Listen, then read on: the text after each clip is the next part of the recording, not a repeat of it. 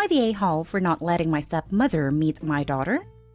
Myself, 33, female, and my husband, 38, have a 3-month-old daughter. My stepmother is strictly prohibited from approaching me and my baby, and consequently my father refuses to see his granddaughter without his wife. For context, my stepmother had a clandestine termination in her youth, and had severe complications which left her infertile. When she married my father, she immediately came to see me and my siblings as her children, being very pushy and invasive, and wanting to outdo our mother, who is alive and present in our lives. Even when we were kids, the situation made us uncomfortable, and her obsession with motherhood and being our only mother scared us and drove us away completely. My father, wanting her to be happy, started trying to force us to call her mommy. But eventually our mom got our custody and we moved across the country. Over the years, and a physical distance, my relationship with them became more tolerable. There were occasional problems, such as the fact that she wanted to be mentioned as a mother in the wedding invitations, or when she tried to adopt my niece after my sister-in-law's death, declaring that my brother was unable to raise his daughter. Then before the pandemic, she and my father moved to my state, something common for retirees. She then started posting photos of my ultrasounds and baby clothes, with captions like, "Looking forward to my baby's arrival," or "At last entering the journey of motherhood." I scolded her and demanded that she delete the posts, and that's when the physical harassment began. As we live at the same condominium, she started to come up to my house several times a day to check me, fight with me about what I ate, and set up a complete nursery in her house, telling me that the baby would need to spend the first few days with someone more experienced to take care of him.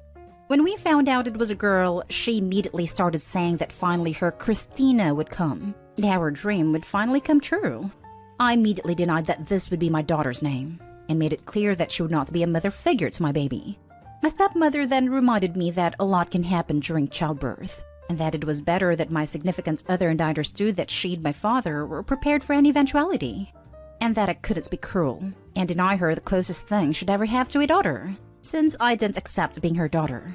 After that and other comments and actions, my husband and I decided to take some action in case she tried something.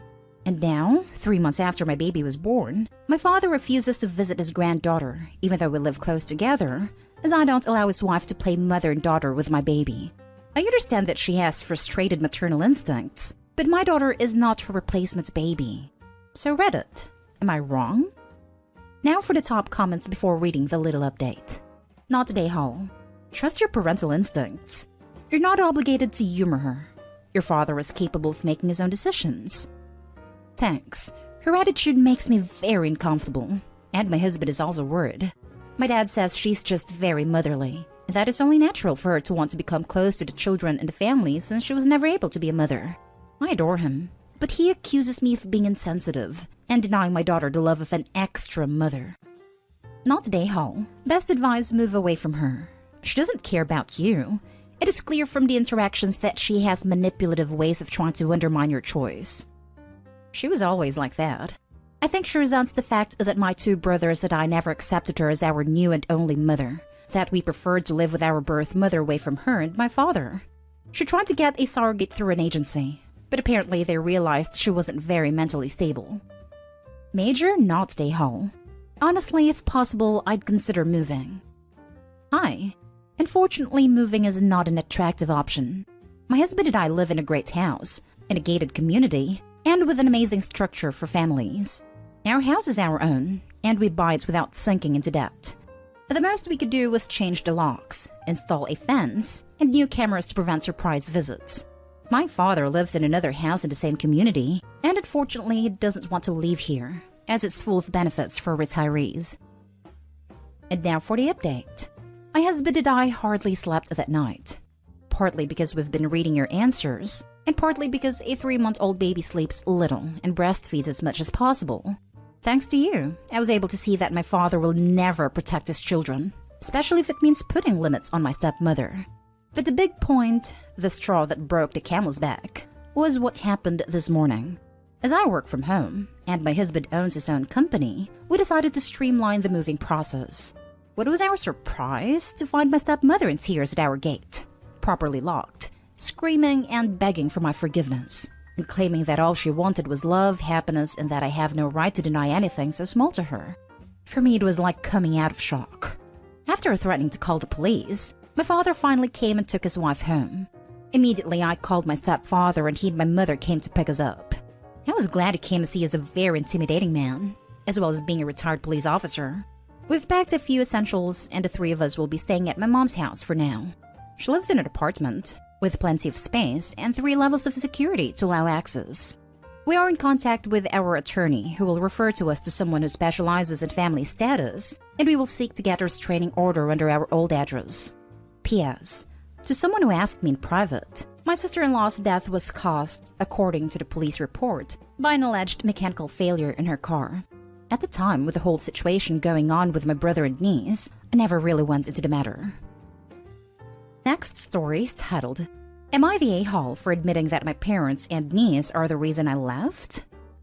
I, 29 male, have a niece, 19 female, and as the title says, she and my parents are a massive reason why I moved away. When she was a little kid, she was unbelievably disrespectful and just downright mean. She would literally scream, yell, and if no one was around, she would cuss at me. And occasionally, she would do random crap that she would have never done if my mother, her grandmother, or her parents were around. For example, she would spit, throw stuff, purposely spill stuff. And if I ever stopped her or told her to stop, she would run to Grandma and tell her I was being mean, and I would get in trouble. And if I didn't stop her, I would still get in trouble. Then a month before my 18th birthday, I told my parents that I wanted to visit New York City, and they said that was fine. We live in South Carolina if that matters, and my niece's birthday was 2 days before mine.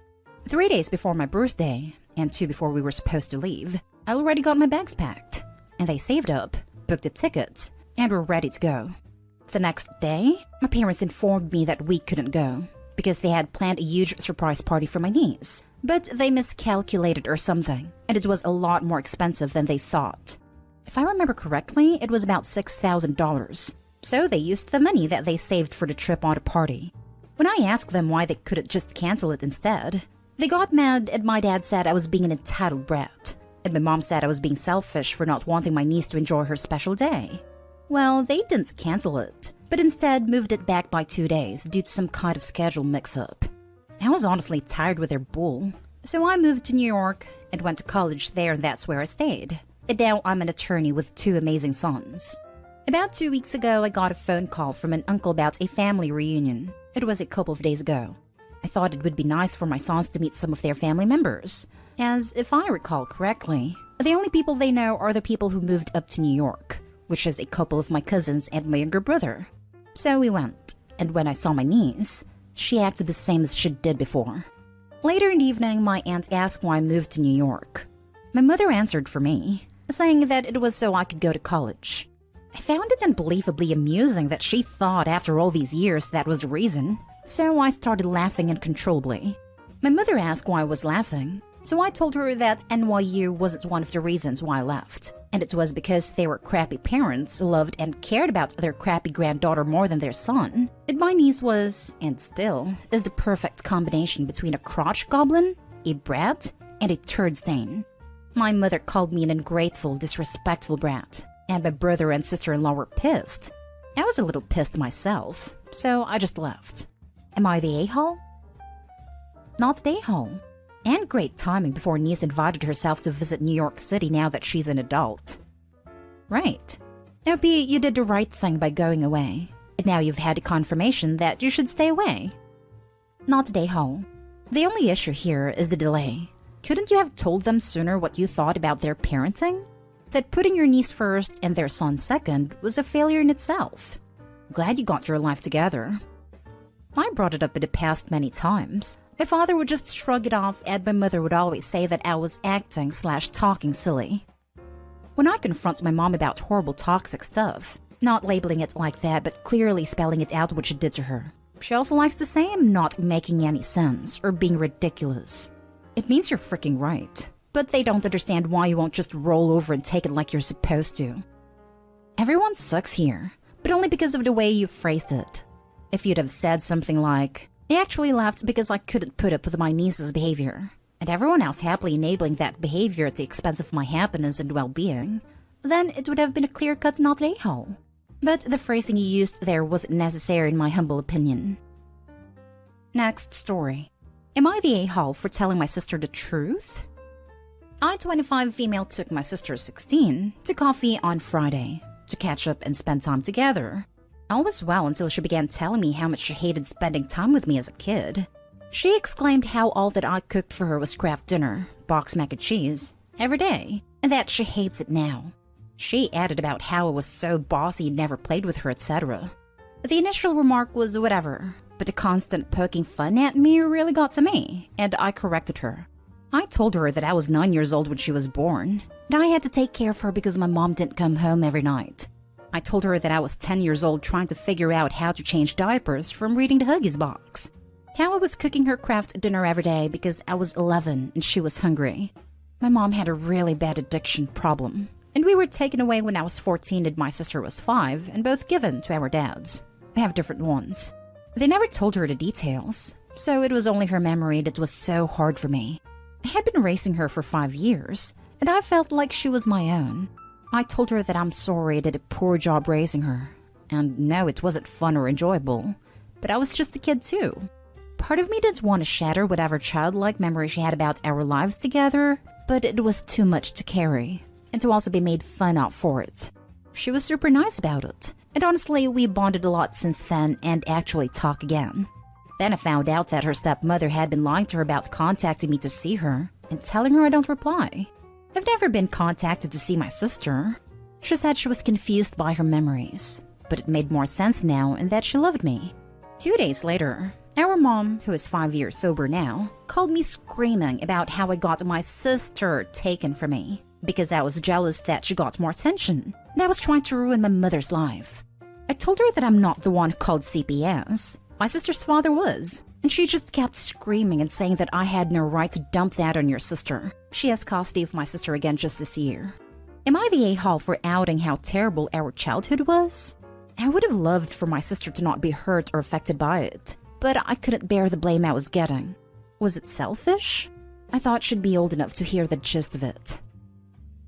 Now for the comments. There's an old saying that when you sober up a drunken jerk, the result is a sober jerk. If you need someone and want to say you weren't wrong, I'll be that person. Your mother made you responsible for her parenting duties when you were a child, and now she's trying to scapegoat you for her mistakes. That won't wash. Not an a-hole. Good on you for being there for your sister as best you could when you were younger, and for mending bridges with her now. Yeah, it is really difficult having crappy parents and having to deal with their BS and drama as a child. Not an a-hole. Your sister deserves to know the truth about her childhood because no doubt she has been affected by it, even if she doesn't remember it. I'm the little sister in your scenario, and it took a long time for me to process through therapy, and I'm still working on it 15 years later. But I couldn't have done that if I didn't understand what happened. You did the right thing. Your mom is just taking her guilt out on you. I'd like to amend this. The mom is taking out her shame on Opie. Guilt suggests she feels remorse.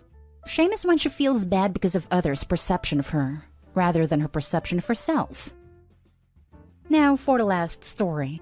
Am I the a-hole for not taking my husband to my brother-in-law's funeral after I went against my sister's wishes? My sister's husband was sick for over 6 months. In the past couple of months, he got worse. They have 2 kids, nephew 4 and niece 6. So I agreed to take the kids in to look after them and help my sister focus on her husband. A week ago, I got a call at 6:50 from my sister crying, telling me her husband just passed away. It was so devastating. I was still in bed when I got the news. I checked on the kids and they were asleep. I had to go see my sister and be with her, so I asked my husband to keep an eye on the kids and warned him not to tell them about their father's passing till their mom gets there and tell them herself in her own way, since she made me promise to wait until she tells them herself. He nodded, but said telling them the sooner the better. I told him it was none of his business, and he needed to respect their mother's wish. He said I could go, and he'd watch the kids. An hour later, my phone rang while I was with my sister, and it was my husband telling me to get home ASAP because the kids had a breakdown after I told them their father passed. I was dumbfounded and so mad and helpless. I asked why I told them, but I couldn't hear his reply because the kids were crying loudly in the background. Their mother heard and figured they found out, and she told me to drive her to see them. I apologized for what my husband did, but she didn't respond. We got home and it was a mess. My heart sank seeing the kids crying for their dad like that. Their mom took them inside a room and shut the door. I lost it on my husband. And he said he didn't want to say anything, even made them breakfast. But when he heard kids talk about what they were going to do when they see their dad soon, he felt the urge to tell them. I yelled at him for going against my sister's wishes. He apologized to my sister, but she said she doesn't want to see him because the kids stopped talking from their trauma. He wanted to go to the funeral, but I told him my sister doesn't want to see him and I'm respecting her wish. He got upset, saying I excluded him from family event, which was unfair and flat out petty. He said he couldn't help it, so I shouldn't hold him accountable because it just happened. But I felt ashamed and a major letdown for my sister because she stated her wishes and he didn't respect them. Not day-haul at all. Do not take the responsibility for your spouse's acts onto yourself. You clearly expressed your sister's wishes. He made the choice to go directly against them. Your sister had every right to not want contact at all with him after that. Who knows how the kids would have responded or been more traumatized seeing him again. You're not petty. You are trying to love and respect and support your sister in her time of grief. Yes, I agree, but he's been giving me grief about how harsh I was towards him. That I should have let him attend a funeral with me, completely ignoring the fact he went against my sister's wishes, and she rightfully wants some space from him. It's not about you. None of this is about you. On repeat until he gets it. What kind of narcissistic prick thinks he should be the one to break this kind of news to children, when their mother is effectively on her way over to do that very thing? Not day-haul. Now your husband wants to show up and cause drama with a widow at a funeral? Is he crazy? You need to take a very hard line with this guy. And it's not a family event. It's a funeral and he's an A.